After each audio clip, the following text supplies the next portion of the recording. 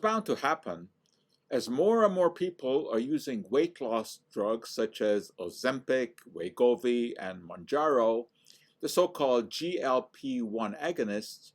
There are more reports of adverse reactions. Now, there are a couple of reasons for this.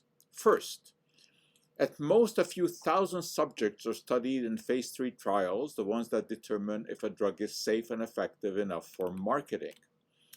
This means that a problem that can affect, let's just say, 1 in 10,000 people is not likely to be picked up. Yet, the numbers affected can be very large when hundreds of thousands of people take the medication. There's also the issue that phase 3 trials last at most 3 to 4 years, so that long-term effects can also escape detection. The second possibility for increased complaints is that any condition is more likely to be noted in a large group of people than in a small group. Quite naturally, anyone who experiences a health problem wonders about what the cause may have been. If a new medication was recently started, it may be suspected as the cause. It is important to constantly keep in mind that correlation is not the same as causation. That being said, there are enough reports of side effects such as nausea, vomiting, constipation, diarrhea, and stomach pains to conclude that there is a cause and effect relationship with GLP-1 agonists.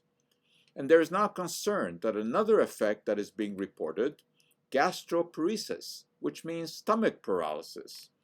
The incidence is not clear, but one woman in the US has launched a lawsuit against the manufacturers, claiming that her stomach was paralyzed to such an extent that it would not pass food into her intestines. Whenever she ate, the food would come right back up. The vomiting was so severe, she says, that her teeth started to fall out. She claims that while possible side effects are indeed listed on the informational insert that comes with GLP-1 agonists, she was not made aware of the possibility that her stomach would be paralyzed. It will be interesting to see how this case comes out. But in the litigious US, class action lawsuits are on the horizon. Another concern that has surfaced is the possibility that suicidal ideation may be linked to the use of these weight control drugs. If this turns out to be a legitimate link, it is undoubtedly rare and one that would not have been picked up in the studies that led to approval. There's no question that many type 2 diabetics have benefited from the use of GLP-1 agonists, and these drugs have also resulted in significant weight loss in people who have long struggled with obesity.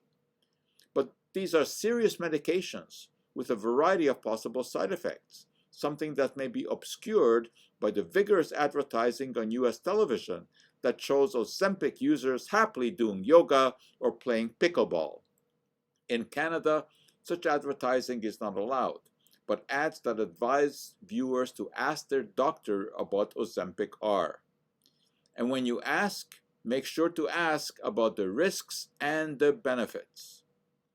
And if you're looking for a miracle, you will have to look elsewhere.